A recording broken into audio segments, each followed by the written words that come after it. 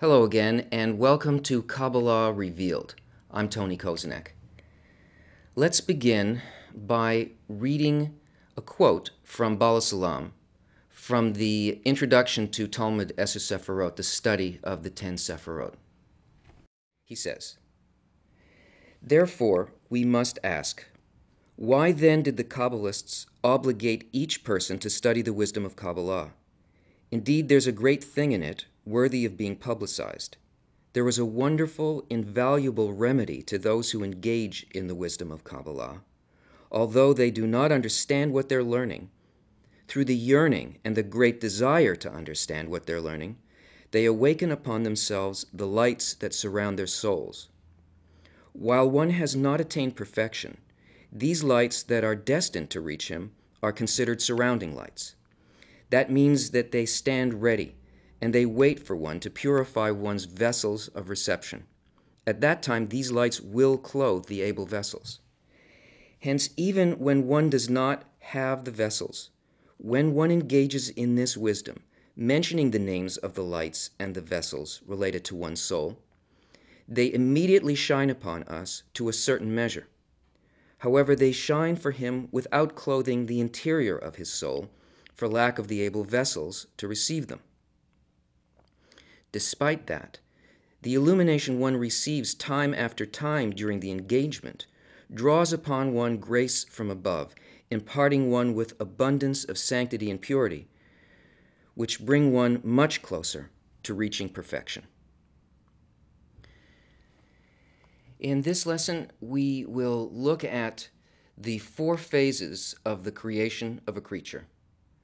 This is the macro template for everything that exists in creation, the way in which the creation came into being, the way in which a creature is created, and the way in which everything that stems from that is created in every aspect of the creation. Here's what the Kabbalists tell us. First of all, we need to know that there are secrets of Torah, but we are not going to speak of these secrets, and they are above our ability to convey them. No Kabbalistic book talks about the secrets of Torah, only about the tastes of Torah.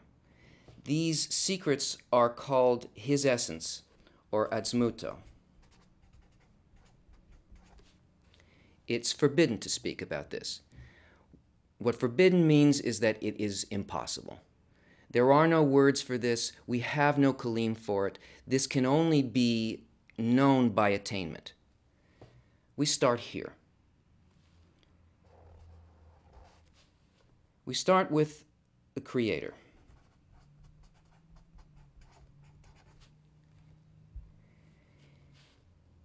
The Kabbalists tell us that the initial thought of the Creator, those who have attained this level, tell us that everything began with an intention. And this intention is to create a creature and to bring pleasure to the creature.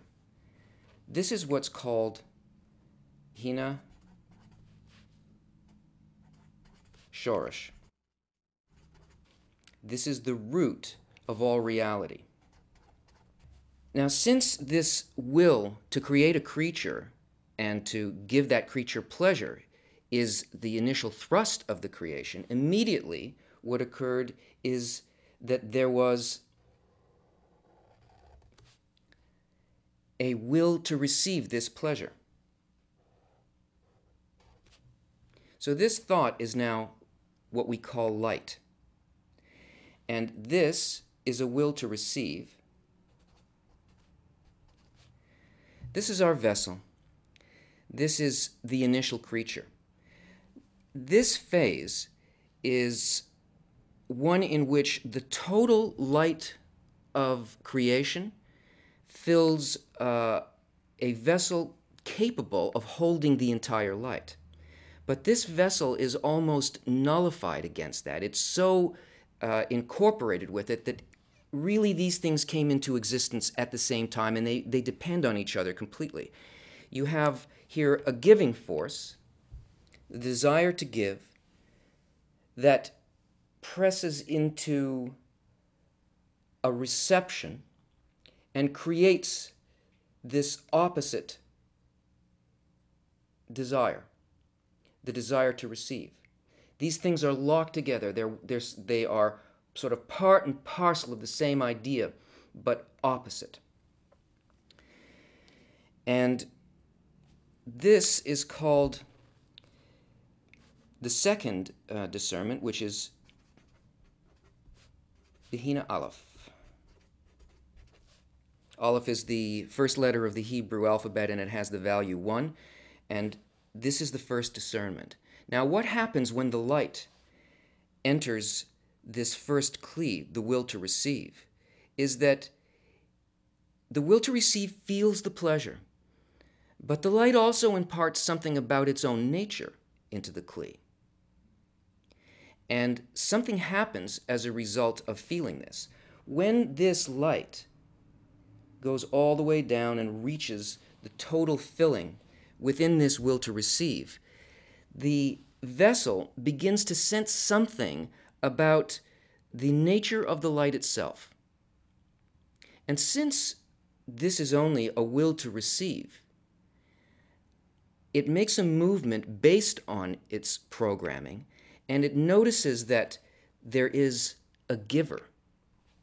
So the first discernment is there is a giver. In other words, this is the first thing that is not the creator. It has a sensation that there is a giving mode and there's a receiving mode. It's in existence, in relation to something. Now this first, let's look at this first and second part here in terms of Sephirot.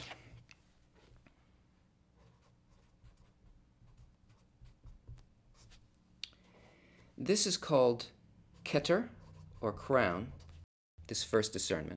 And this second discernment is called Chokhmah. Chokhmah means wisdom. So this light that is felt by the first creature here, this first phase of the creature, is a delight that is a response to the qualities of the Creator. And this light that it feels, that enters it, is called the light of wisdom.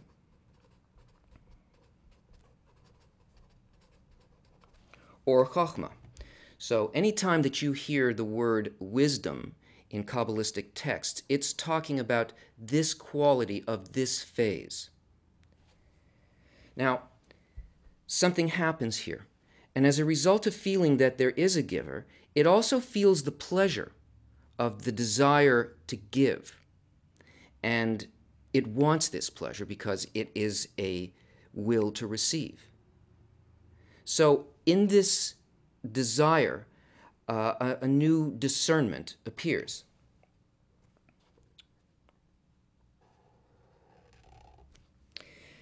In order to reach this, because it felt this lack within it, first it was filled completely, then it felt a lack for what it sensed in the quality of the light.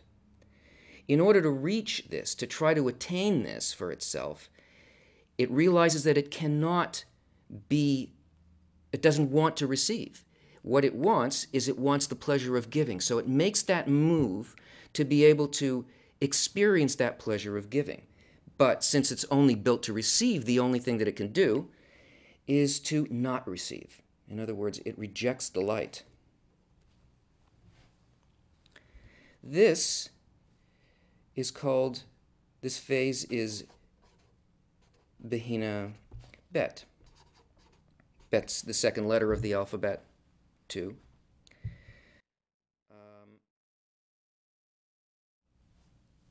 And the perception that it has is that to give is better than to receive.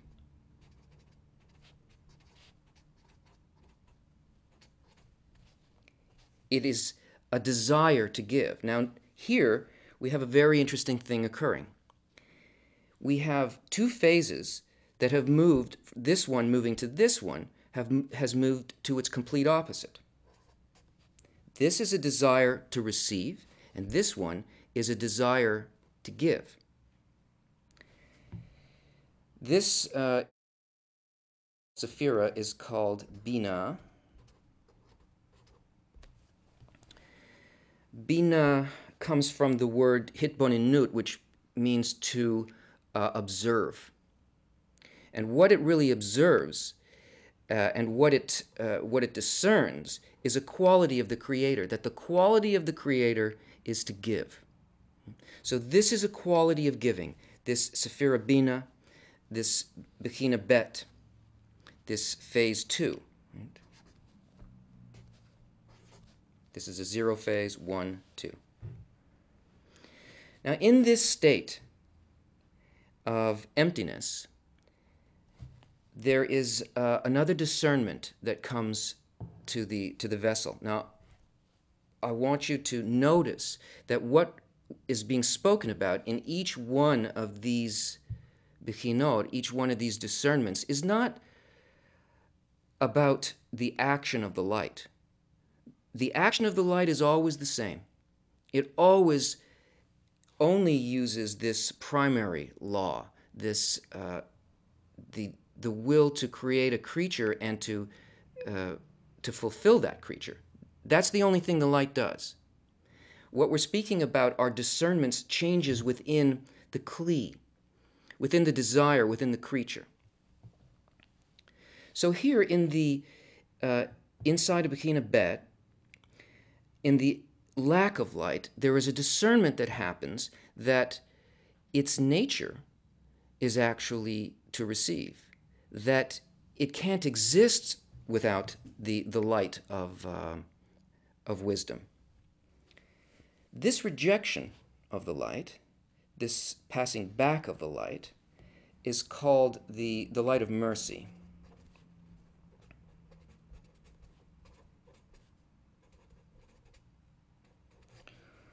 Or Hasidim.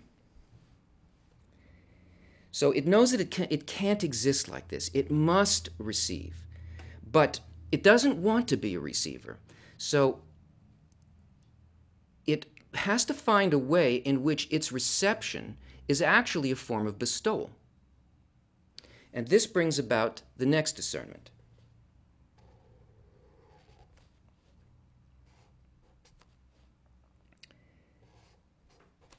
This is Bechina Gimel, third letter of the alphabet. And this discernment brings about a dual phase. That is, this phase incorporates these two opposites, both the reception of Or Chachma, and it also includes Or Chachma and Or Hasidim. So these two opposite desires are included here in this mixed phase. Why? What's going on here? In this mode of reception, Bechina Gimel has found a way to turn its reception into a way of giving. The only thing that exists in creation is the creature and the creator, the light and the vessel. That's it. And even if the creature feels that it is doing an act of giving just within itself, really the only one that there is to give to from the point of view of the creature is the creator. And Bechina Gimel makes the decision that it will copy the act of the creator, that it understands that the creator wants it to be filled with pleasure, that it must receive this pleasure, and that part of the thought of creation is to create a creature and to give to the creature. Well, the only kind of creature that it can really create is something within itself. So it makes the decision that it will receive a portion of the light, say 20% of the light, under the condition that it only does it in order to fulfill the thought of creation, this desire of the creator to create a creature and fill it with delight. So it will receive it with the intention that by its reception it fulfills this thought. And this is the only mode in which reception can be giving. But giving is an intention. It doesn't matter what the act is, it's an intention. So this is really in similarity of form with this to a certain degree. This 80% of Or Hasidim, of the returning light, it's still pleasure, it's still light coming into it, but she pays no attention to it here. This mixed phase in Sephirot is called Zer Anpin.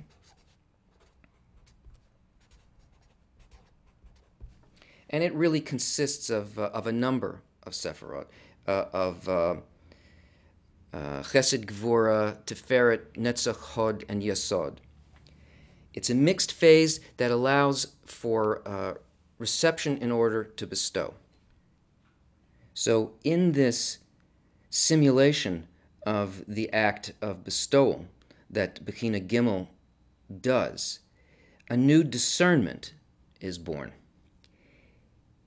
She feels here another quality of the light because of her action, and that quality is actually the thought of creation itself. She attains that it's not just to give, and it's not just that she receives a certain portion in order to fulfill the desire of the Creator to give to her, but that the thought of creation is to fill the creature completely with unbounded delight, and she then realizes that she must accept this light in order to fulfill the thought of creation. She must accept the whole light. So here, the light enters and fills the entire vessel. This is Bechina Dalet 4. But this is very different than Bechina Aleph. Even though it looks the same, something very different has occurred here. Because here, in 1, 2, 3, and 4, all of these actions were not independent actions. These were all actions done by the Creator. The force of the light, the response, and the desire created in each one of these were actions done by the Creator. Here, something entirely new happens. This is an independent desire to be and do precisely what the Creator had placed there. So here, in the intention to receive all of this light, there is the possibility of the equivalence of form with the very thought of creation itself. At this point, everything changes for the creature.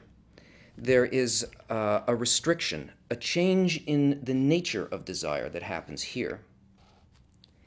Instead of receiving, as she did, direct light and trying to achieve this for herself, she feels here, because of this discernment, this last discernment that she had, she feels the stature of the Creator. And now she no longer wants the doing part of creation, the direct light. What she wants is the mind of the Creator, the thinking part of the creation. She wants to reach equivalence of form with the Creator, which is in fact the intention of the Creator in the first place. So here we have the beginning of everything else in creation. We have an independent creature. So this fourth phase in Sephirot is called Malchut. Malchut comes from the word king or kingdom. It means that everything is ruled here by desire. Now here, this new intention, not to receive for herself alone, because she feels the stature of the Creator, she feels a shame at the manner of reception, and this is called a restriction, the first tzimtzum. And from now on, she pursues the thought behind creation and not the actions of creation. So here we have this Malchut, the beginning of creation. And this vessel, this number 4 Bechina, is called Olam Ein Sof. That is, world without end. And all worlds and souls extend from here. Every part of creation uses exactly this form. This process, this macro template, is also the 4-letter name of God. You've seen it. There's the tip of the Yod, K, the Vav, and the lower Hey, the Havaya. When you see this name, it represents this series of forces. All names and words in Kabbala are like formulas in physics. They talk about relationships of light to Kli. So here you see that the Kabbalists have given us a map from above downward, how we came into being. But it's not only that. It also describes the states that a person must attain on their ascent upward. It gives us the purpose, it gives us the route, and it gives us the places along the way. And that's what the creature does once it makes this restriction. It starts to build a system of worlds so that it can attain the thought of creation, but as an independent desire and become equal to the Creator.